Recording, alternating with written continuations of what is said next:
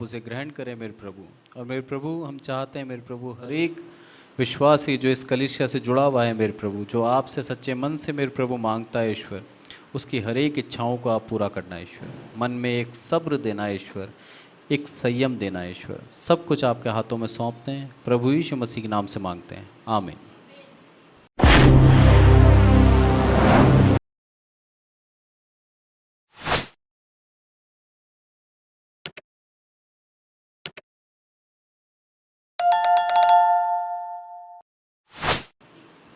Praise the Lord एक और बार सभी को। आज परमेश्वर का धन्यवाद हो कि उसने मुझे एक और अवसर दिया आप लोगों के मध्य में एक नया सुसमाचार लेके आने के लिए। और आज का सुसमाचार हम देखेंगे परमेश्वर की अनंत जो आशीष हमें मिली है उसके विषय में। हर कोई मनुष्य अपने जीवन में आशीष चाहता है ना, पर उस आशीष को पाने के लिए हमें कुछ करना पड़ता है जो हमें उस आशीष तक लेके जाता है। जैसे मार्क्स अगर हमें चाहिए तो हमें पढ़ना पड़ता है, और जब तक हम अच्छा नहीं पढ़ेंगे तब तक हमें मार्क्स नहीं मिलेंगे, हम अच्छी डिवीज़न से पास नहीं होंगे। उसी तरह बाइबल के अंदर भी है, यदि परमेश्वर के करीब नज़दीकी में बढ़ना चाहते हैं तो हमें कुछ जो बातें हैं परमेश्वर की, उन बातों को अक्षरशः जैसा लिखा है वैसा का वैसा ही पालन करना है। उसके अंदर तोड़ना मरोड़ना नहीं है, उसको अपनी सुविधा के अनुसार बदलना नहीं है। जैसा प्रभु चाहता है वैसा का वैसा हमें पालन करना है। प्रभु बोलता है मेरे ऊपर विश्वास कर, तो आंख बंद करके विश्वास करना है। ऐसा नहीं कि सबके सामने विश्वासी हैं और अकेले में हम प्रैक्टिकल हो गए साहब। विश्वास तो अलग चीज़ है, पर हमें आधुनिक जीवन भी जीना है, ये नहीं चाहता प्रभु।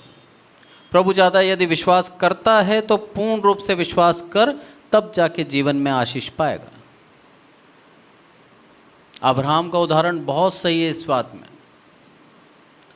अब्राहम का एक अच्छा वेल इस्टेब्लिश बिजनेस था, मूर्तिकार था, वो मूर्ति बनाता था हारान देश में।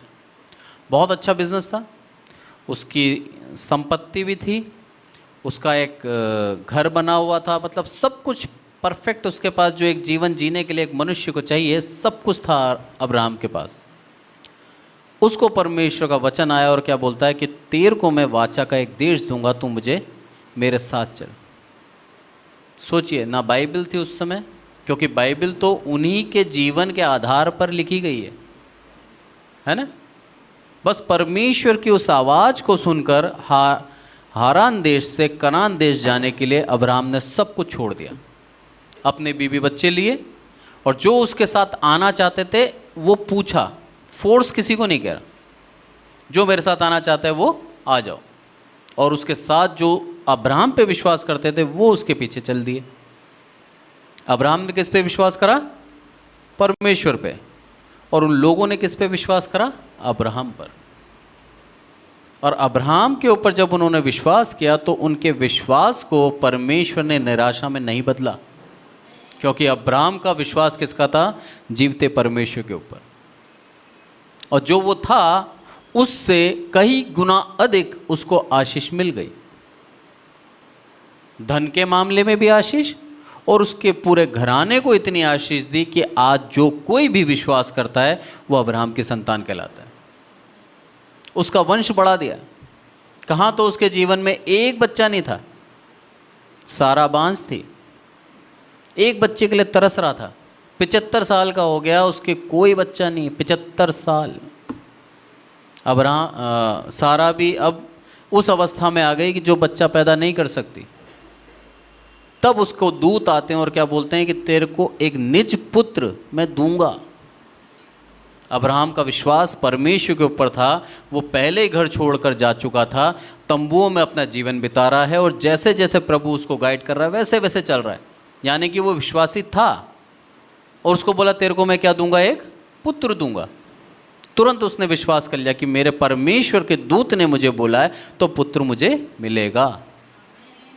ये उसका विश्वास। शारीरिक अवस्था उसकी पुत्र पैदा करने की नहीं थी, ना सारा की थी ना अब्राहम की थी, पर परमेश्वर के उस वचन के ऊपर उसको विश्वास था। ऐसा विश्वास चाहता है प्रभु हमसे। अनदेखा, अनसुना और नामुमकिन चीज़ों को भी विश्वास के द्वारा आप बदल सकते हो। हमारा वचन कहता है, मैं नहीं कहता। एक शारीरिक दशा के अनुसार अगर देखा जाए तो अब्राहम उस अवस्था में था ही नहीं कि उसके एक पुत्र पैदा हो, पर उसके बावजूद भी उसने उस विश्वास को करा और विश्वास के द्वारा 25 साल वेट करा। 25 साल, सोचिए, विश्वास था उसको। उसके बाद भी परमेश्वर ने उसको 75 की अवस्था में बच्चा नहीं दिया। जब वो 100 साल का हो गया तब उसको एक पुत्र दिया। और बुजुर्ग अवस्था, 100 साल का व्यक्ति आज अगर हम देखें तो सही से चल नहीं सकता। उस अवस्था में उसको एक पुत्र दिया, उसका निज पुत्र। उससे पहले हाजिरा उसकी दासी के साथ उसका एक पुत्र हुआ, वो बात अलग है, पर उसका निज पुत्र सारा के द्वारा परमेश्वर ने दिया। जो उसको कहा था वैसा ही हुआ, और उस पुत्र से पूरी इस्राएली जाति बनाई। उस पुत्र इसहाक से याकूब हुआ और एसाव हुआ। एसाव को अप्रिय जाना और याकूब को प्रिय जाना, और याकूब से पूरी पूरी इस्राएली जाति बनाई। अब वो इस्राएली जाति परमेश्वर के दिए हुए देश में वास कर रही है। और अब क्या बोलता है वो, यूहन्ना 1:12, यूहन्ना 1:12, पूरी की पूरी जाति बन चुकी है।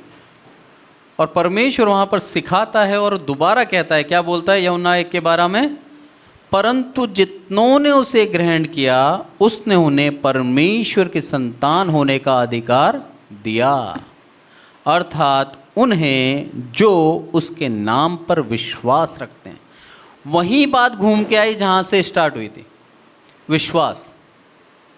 उस विश्वास का परिणाम अब्राहम ने देखा, और क्या देखा, अपनी वंशावली को बालू के कण के समान फैलता देखा। इतना महान हो चुका था, इतना फैल चुका था अब्राहम का वंश। वही विश्वास के विषय में यूहन्ना फिर कहता है, यदि तुम विश्वास करोगे उसके नाम पर तो तुम क्या करोगे, उसकी संतान होने का अधिकार पाओगे। आज हमें एक अवसर है कि हम परमेश्वर के संतान बन सकते हैं। करना क्या है, सिर्फ और सिर्फ उसके नाम पर विश्वास करना है। परमेश्वर चाहता है कि हम उसके नाम पर विश्वास करें, हमें आशीष देना चाहता है, हमें वो बढ़ाना चाहता है, हमारे वंश को आशीष देना चाहता है। ना केवल हमें बल्कि हमारे वंश को आशीष देना चाहता है। यदि हम उसके नाम पर विश्वास करते हैं और जैसा वो चाहता है वैसा ही करते हैं, तो प्रभु हमारे वंश को बालू के किनकों की तरह कर सकता है। वो शक्तिशाली, उसने करके बताया है। अब्राहम को उसने इतना वंशावली दे दी कि आज हम भी जो अन्य जाति में से हैं, जो उसके नाम पर विश्वास करते हैं, वो अब्राहम के संतान कहलाते हैं। इतना आशीष दी। नहीं तो आप अपने जीवन में आपने कई लोगों को देखा होगा, आते हैं बिना पुत्र बिना वंशावली के चले जाते हैं इस दुनिया से। उनका वंश वहीं खत्म हो गया, आगे बढ़ पाए क्या वो? क्योंकि उनके पुत्र ही पैदा नहीं हुआ, उनका कोई संतान ही नहीं थी जो उसके वंश को आगे बढ़ाए। वंश उनका खत्म हो गया। क्यों? क्योंकि परमेश्वर की आशीष उनके ऊपर नहीं थी। परमेश्वर का वचन कहता है, यदि तुम मुझे मानते हो तो तुम्हारे वंश को भी मैं आशीषित करूंगा। इसका मतलब है हमारी संतान होना अवश्य है कि होगी, तभी तो वंश आया और तभी उसकी आशीष मिलेगी। बहुत गहराई है। आप विश्वास करेंगे तो उसकी संतान कहलाए देंगे और उसकी संतान को वो आगे बढ़ाता जाएगा। क्योंकि यदि इब्रानियों देखें हम, तो इब्रानियों के अंदर क्या बोलता है वो, इब्रानियों 1:5 में, क्योंकि स्वर्गदूतों में से उसने कब किससे कहा कि तू मेरा पुत्र है, आज तू मुझसे उत्पन्न हुआ, और फिर यह कि मैं उसका पिता हूँगा और वह मेरा पुत्र होगा। अरे उसने स्वर्गदूतों को भी, जो पूर्ण रूप से पवित्र हैं और अग्नि से पैदा हुए हैं, और उन लोगों को भी नहीं बोला कि तू मेरा पुत्र है। हमको बोला, जो हम मिट्टी से बने, हमारे अंदर अशुद्धि है, हमारे अंदर पाप है, उसके बाद भी हमें वो अपना पुत्र बनाना चाहता है। क्यों? सिर्फ इसलिए कि हम उसके नाम पर विश्वास करें, हम उसके नाम पर विश्वास करें और उसके नाम को पवित्र करके जानें। यदि ये ऐसा कर लिया हमने तो उसको हमको वो अपनी संतान बना लेगा। ये बहुत बड़ी आशीष है एक मनुष्य के लिए जो परम मतलब पवित्र है। स्वर्गदूत उसको भी ये आशीष नहीं दी, हमको जो अपवित्र हैं, हम अशुद्ध हैं, मन के अंदर बुरे विचार आते हैं, बार बार हम गलत सोचते हैं, कितना भी हम बार बार परमेश्वर की नज़दीकी में बढ़ते हैं उतना ही हमारे अंदर गलत विचार बढ़ाते जाता है शैतान, ताकि हम उस मार्ग से हट जाएं। निराश कर देगा, हमारी मेहनत को सराहा नहीं जाएगा, हमें एप्रिसिएशन नहीं मिलेगा। कोई भी हमें ये नहीं बोलेगा बहुत अच्छा काम कर रहा है तू, सब यही बोलेंगे तू किसी लायक नहीं है। यहाँ तक बोलते हैं कि तुम्हारे बच्चों को अच्छा भविष्य नहीं दे सकते। परमेश्वर का दास है, परमेश्वर की सेवा कर रहा है। अरे मेरे बच्चों के लिए यदि कोई बोलता है कि मैं उसको अच्छी परवरिश नहीं दे सकता तो वो मेरे को गाली नहीं दे रहा, मेरे परमेश्वर के ऊपर एक प्रश्न चिन्ह लगा रहा है कि ये तेरा सेवक है। आज ये इसके बच्चों को नहीं पाल पाएगा तो तेरे सेवकों को सब ऐसे बोलेंगे। कोई सेवा करना चाहेगा? सोचिए, आप खुद सोचिए, यदि परमेश्वर के सेवक के बच्चे दर दर भीख मांगते हैं तो कोई परमेश्वर का सेवक बनेगा क्या? कोई नहीं बनेगा। इसीलिए परमेश्वर बोलता है, वादा करता है, मैं तेरे वंश को आशीषित करूंगा, तुझे भी आशीषित करूंगा, क्योंकि तूने मेरा काम करा है। अब मेरी जिम्मेदारी बनती है कि मैं तुझे और तेरे वंश को आशीषित करूं और वो परिणाम तक पहुंचाऊं जो किसी ने सोचा नहीं होगा। इसीलिए मैं बोलता हूं बार बार कि उसके नाम पर विश्वास करो, उसकी संतान बन जाओ। और एक बार उसकी संतान बन गए ना, फिर दुनिया कितना भी आपको निराश क्यों नहीं करे, प्रभु आपको आशा देने के लिए तैयार है। बार बार प्रभु आपको आशा देगा और बार बार ये बोलेगा, मैं हूं बेटा तेरा पिता, निराश मत हो। आज इस दुनिया के अंदर कितना भी बड़ा अमीर का एक बच्चा मेरे परमेश्वर के सामने कुछ नहीं है क्या? दुनिया का सबसे बड़ा अमीर वो भी मेरे परमेश्वर के सामने कुछ नहीं है। आज मैं उसकी संतान बन जाता हूँ सिर्फ उसके नाम पर विश्वास करके। तो मेरे से अमीर कौन हुआ फिर? या हमसे अमीर कौन हुआ जो उसके नाम पर विश्वास करता है?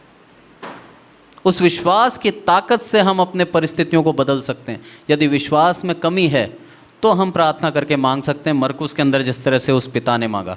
मरकुस 9:22 निकालें। यहाँ पर कहता है वो 21, 22, 23 में 3 पढ़ता हूँ। उसने उसके पिता से पूछा, इसकी क्या ये दशा कब से है? उसने कहा, बचपन से।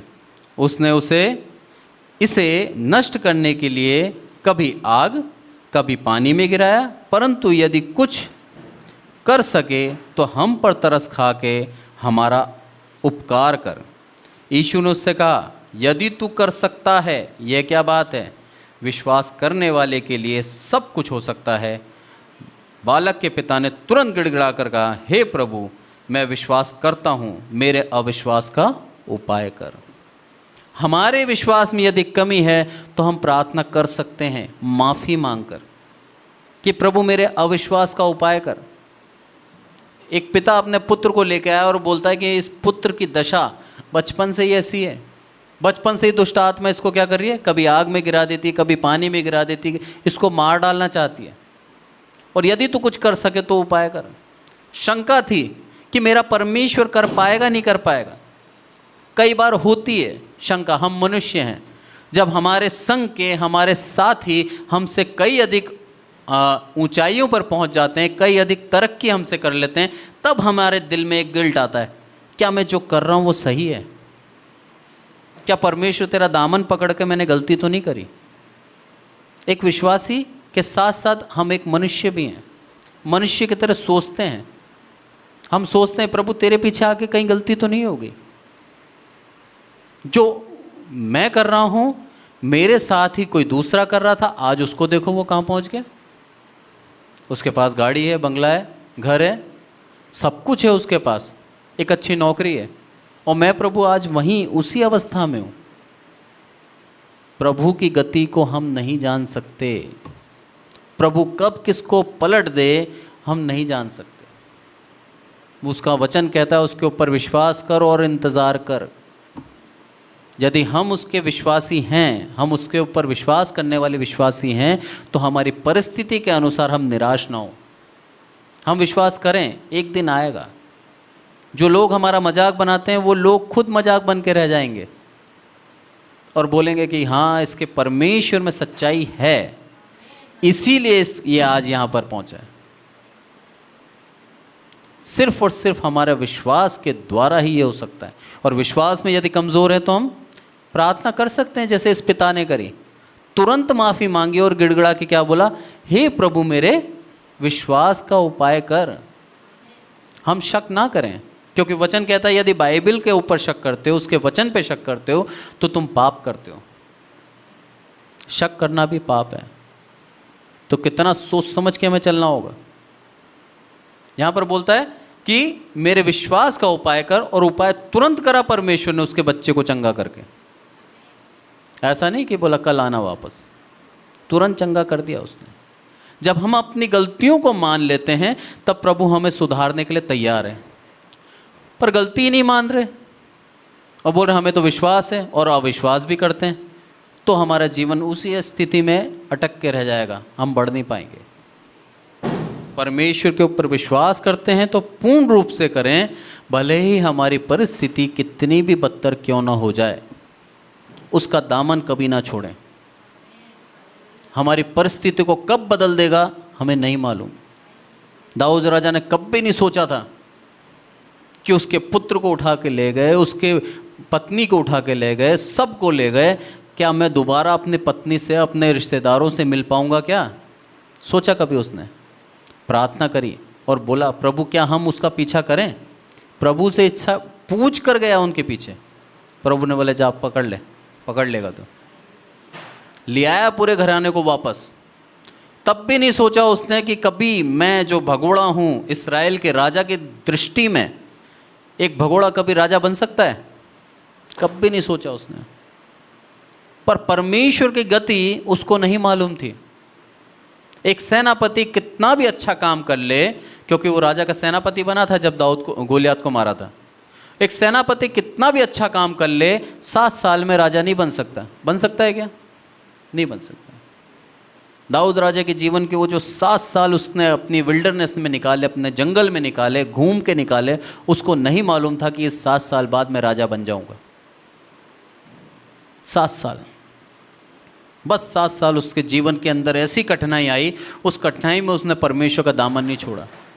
परमेश्वर के ऊपर पूर्ण विश्वास करा और बोला मेरा प्रभु ही मेरे को क्या करेगा, हर एक अवस्था में प्रसन्न रखने वाला मेरा प्रभु है। और हर बार बोलता था वो, हर एक अवस्था में मैं उसकी क्या करता हूँ, स्तुति आराधना करता हूँ।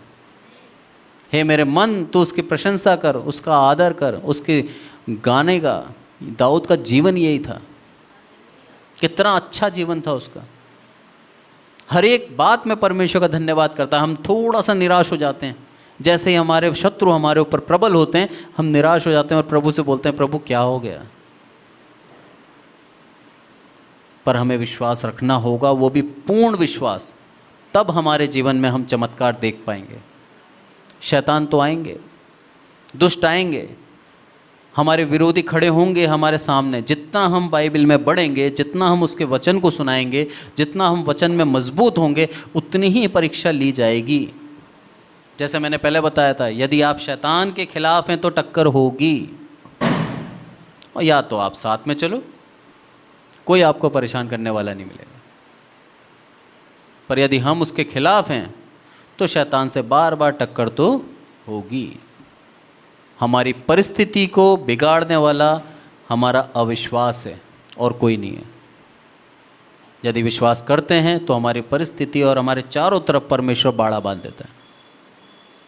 अब हम देखते हैं गिनती के अंदर, पहले यूहन्ना देखते हैं, यूहन्ना 3:14। यहाँ पर लिखा है और जिस रीति से मूसा ने जंगल में सांप को ऊंचे पर चढ़ाया, उसी रीति से अवश्य है कि मनुष्य का पुत्र भी ऊंचे पर चढ़ाया जाए, ताकि जो कोई उस पर विश्वास करे वह अनंत जीवन पाए। इतनी बड़ी आशीष, इटर्नल लाइफ, अनंत जीवन पाए। कब? जब हम उसके ऊपर विश्वास करें तब। जिस रीति से मूसा ने क्या करा था? सांप को लटकाया था, उसी रीति से क्या हुआ? मनुष्य का पुत्र भी ऊंचे पे चढ़ाया जाए। ये तय था। गिनती के अंदर इसका पूरा वर्णन है। हम एक बार इसको पढ़ लेते हैं ताकि हमें ये घटना समझ में आ जाए। गिनती और इसका 21 निकालें और 4 से लेके 9 तक कोई ऊंचे शब्द में पढ़े। माइक में पढ़ेगा तो अच्छा है। गिनती 21 4 से 9। फिर उन्होंने हौर पहाड़ से कुछ करके लाल समुद्र का मार्ग लिया कि एदोम देश से बाहर घूमकर जाए, और लोगों का मन मार्ग के कारण बहुत व्याकुल हो गया। इसलिए वे परमेश्वर के विरुद्ध बात करने लगे और मूसा से कहा, तुम लोग हमको मिस्र से जंगल में मरने के लिए क्यों ले आए हो? यहाँ ना तो रोटी है और न पानी, और हमारे प्राण इस निकम्मी रोटी से दुखित है। अतः यहोवा ने उन लोगों में तेज विष वाले सांप भेजे, जो उनको डसने लगे, और बहुत से इजरायली मर गए। तब लोग मूसा के पास जाकर कहने लगे, हमने पाप किया है, क्योंकि हमने यहोवा के और तेरे विरुद्ध बातें की है।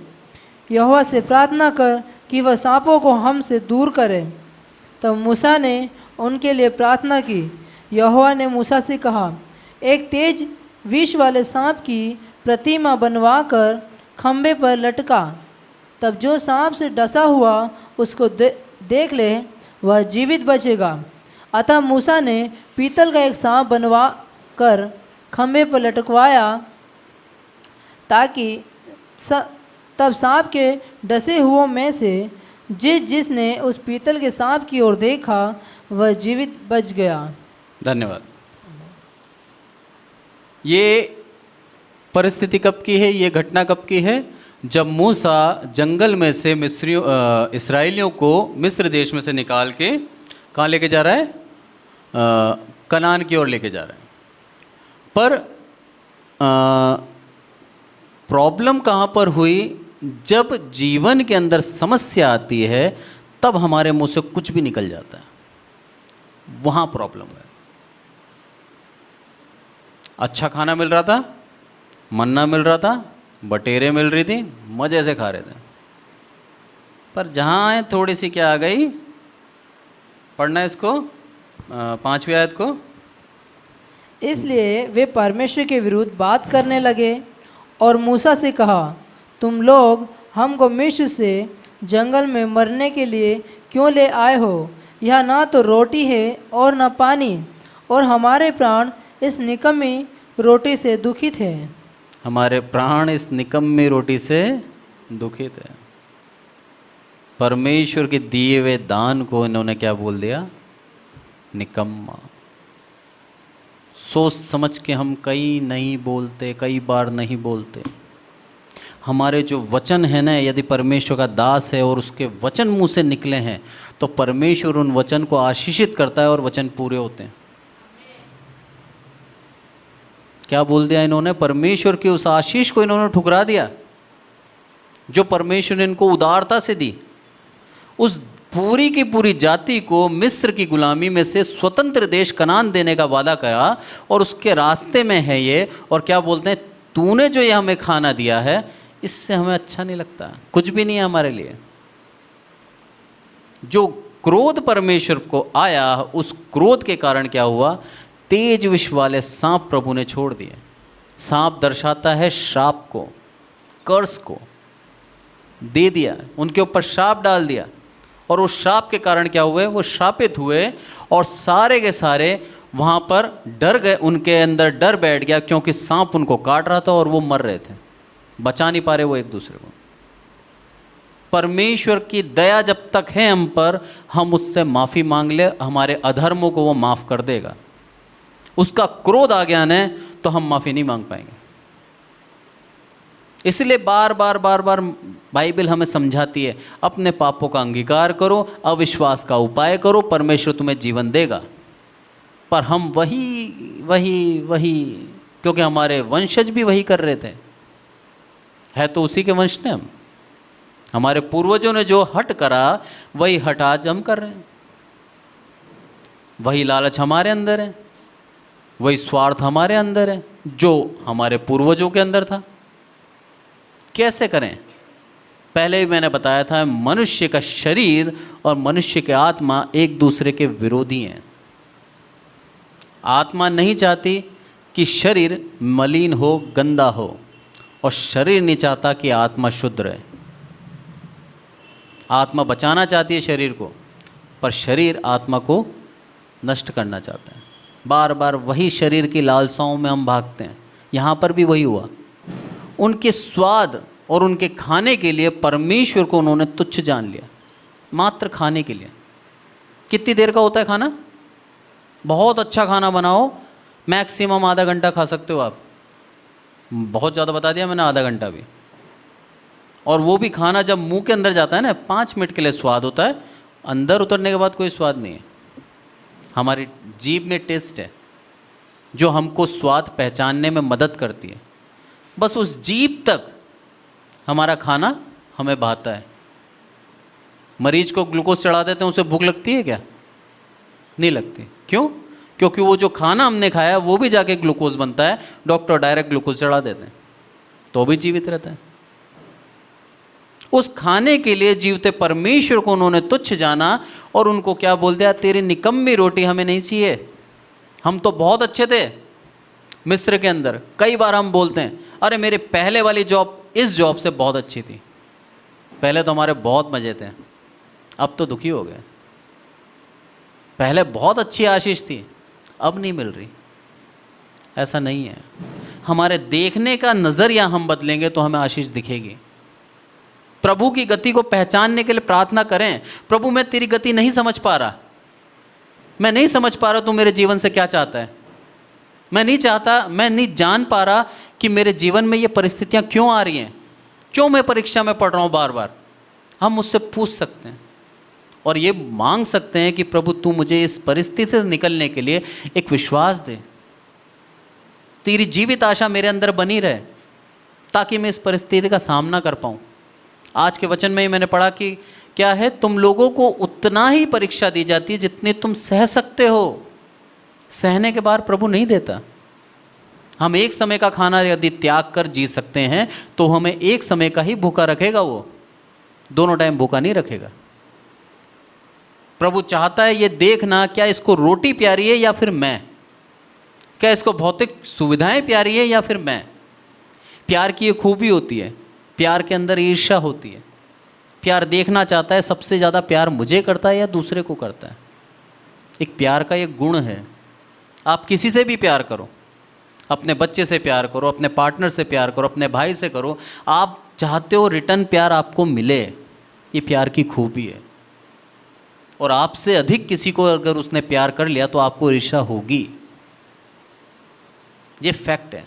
परमेश्वर भी हमसे बेहद प्यार करता है, इसीलिए उसने स्वर्गदूतों को छोड़ के एक मनुष्य को, एक मिट्टी के मनुष्य को चुन लिया अपनी संतान बनाने के लिए। और उसके बाद क्या बोलता है वो? अरे तुझे मैंने संतान बना लिया क्योंकि तूने मेरे पे विश्वास किया। मैं तुझे बहुत प्रेम करता हूँ, पर मेरी बातों के ऊपर मान भी तो सही, मुझे रिटर्न प्रेम करके भी तो दिखा कि सच में तू मुझे प्यार करता है क्या।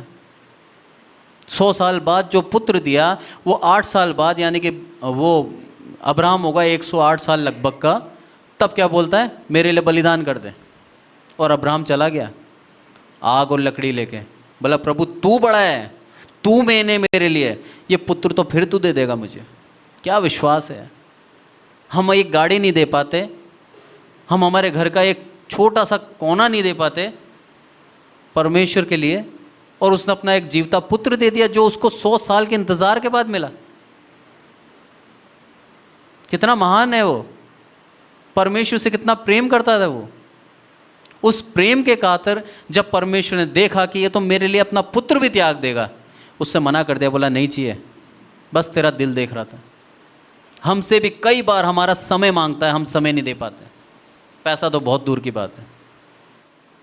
परमेश्वर चाहता है, अरे मैंने तुम्हें अपना प्राण दे दिया तुम्हें जीवन देने के लिए, और तुम अपना समय नहीं दे पा रहे। इसलिए यहां पर बोलता है उन लोगों को कि अब दया है परमेश्वर के अंदर। दया क्या दिखाई उसने, कि अब तेज विष वाले की प्रतिमा बना दे, पीतल का एक सांप बना दे और लटका दे खंबे पे, जो कोई उसको देखे वो बच जाएगा। यहां पर प्रभु यीशु मसीह का क्रूस पे चढ़ना का एक पहले से ही उन्होंने उदाहरण दे दिया था।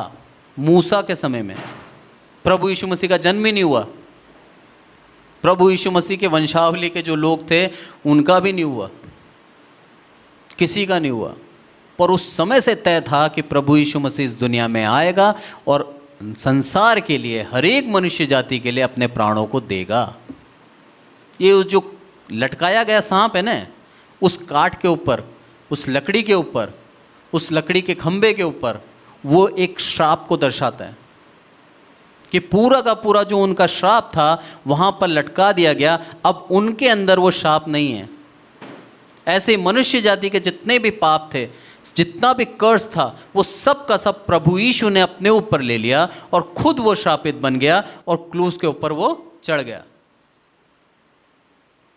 ये परमेश्वर का है एक बहुत बड़ा एक दान है हमारे लिए, कि वो खुद श्रापित हो गया ताकि हम श्राप से मुक्त हो जाएं।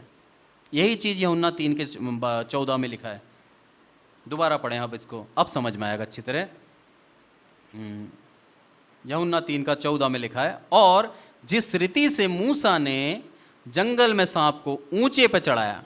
क्यों चढ़ाया, समझ में आ गया। उन लोगों ने परमेश्वर की आशीष को तिरस्कारा, आशीष को उन्होंने तुच्छ जाना, इसीलिए उनके जीवन के अंदर मृत्यु आई, और उस मृत्यु से बचने के लिए मूसा ने उस सांप को चढ़ा दिया था।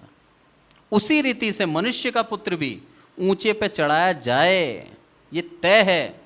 तब क्या होगा, ताकि जो कोई उस पर विश्वास करे वो अनंत जीवन पाए। सबके लिए कर दिया ये। वहां तो सिर्फ इस्राएली जाति थी, यहां पर पूरी मनुष्य जाति है। वहां सिर्फ एक ग्रुप था, यहां पर पूरी दुनिया है। कि आज इस दुनिया के अंदर जो कोई मेरे परमेश्वर के पुत्र प्रभु यीशु मसीह के ऊपर जो क्रूस पर चढ़ा है, हमारे पापों के लिए विश्वास करता है, अनंत जीवन उसका है। आज हमने देखा हमारा विश्वास कमजोर है तो हम उसका उपाय मांग सकते हैं। हम उसके ऊपर पूर्ण विश्वास करते हैं तो वो हमें अपना संतान बनाता है। और यदि हम उसके पुत्र पे विश्वास करते हैं, उद्धारकर्ता करके ग्रहण करते हैं, तो हमें अनंत जीवन भी देता है। परमेश्वर का इतना बड़ा दया एक मनुष्य जाति के ऊपर है, हम उसका कर्ज कभी नहीं उतार सकते।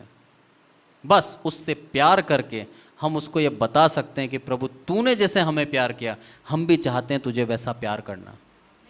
हमारे अविश्वास का उपाय कर, हमें तेरी गति सिखा, हमें तेरी योजना को सिखा, क्या चाहता है तो हमारी ज़िंदगी से ये बता हमें। यदि हम ऐसा करते हैं तो परमेश्वर का पुत्र हमसे प्रसन्न होगा और हमें अपना भाई, अपना मित्र बनाने को तैयार है, और परमेश्वर हमें अपने संतान बनाने को तैयार है। और यदि हम संतान बनते हैं तो स्वर्ग राज्य हमारा तय है, क्योंकि कोई भी पिता अपने पुत्र को अपने घर आने से रोकेगा नहीं, रोकेगा। एक मनुष्य की जो दौड़ है, वो दौड़ में हम सफल हो जाएंगे यदि हम उसके ऊपर विश्वास करें मात्र। हम संतान बन जाएंगे और स्वर्ग राज्य हमें मिलेगा। परमेश्वर इन वचनों के द्वारा हम सबको आशीषित करें। आइए एक प्रार्थना करें। हे हमारे प्रभु, हम सबको संभाल कर रखते हैं, इसलिए आपका धन्यवाद ईश्वर। सब कुछ आपके हाथों में सौंपते हैं मेरे प्रभु। इस कलीसिया के लिए प्रार्थना करते हैं मेरे प्रभु, इस कलीसिया के हर एक विश्वासी के लिए प्रार्थना करते हैं ईश्वर, कि आपके ऊपर पूर्ण रूप से विश्वास करें ईश्वर, आपके वचनों को माने ईश्वर, और आपकी गति को सीखे ईश्वर, ताकि जो बैरी, जो दुनिया वाले मेरे प्रभु हमें सताने के लिए कहते हैं, हमें निराश करने के लिए कहते हैं, उनके लिए एक मुंह पर तमाचा हो ईश्वर, और वो भी ये जाने कि सच्चे खुदा को चाहने वाले का एक भविष्य सुनहरा होता है। सच्चे खुदा को मानने वाले का भविष्य उज्जवल है। मेरे प्रभु वो भी ये जाने कि सच्चे खुदा पे चलने वाले स्वर्ग राज्य में जाएंगे। सब कुछ आपके हाथों में सौंपते हैं मेरे प्रभु। हर एक विश्वासी के लिए प्रार्थना करते हैं ईश्वर, इनके जीवन में एक अच्छा विश्वास देना, एक जीवता विश्वास देना ईश्वर, जो दिन ब दिन बढ़े ही ईश्वर। हमारे अविश्वास का उपाय करना ईश्वर, और हमें मेरे प्रभु आपके प्रेम को समझने की समझ और बुद्धि देना ईश्वर। मेरे प्रभु इस संध्या को जब हम सब मिलकर प्रार्थना करते हैं ईश्वर, हमारी प्रार्थना ग्रहण करें ईश्वर आप, और इस कलीसिया पे आशीष दें ईश्वर। ज़्यादा से ज़्यादा मेंबर इस कलीसिया में जुड़ सकें ईश्वर, हमारी कलीसिया को उन्नति देना ईश्वर। सब कुछ आपके हाथों में सौंपते हैं ईश्वर, प्रभु यीशु मसीह के नाम से मांगते हैं, आमीन।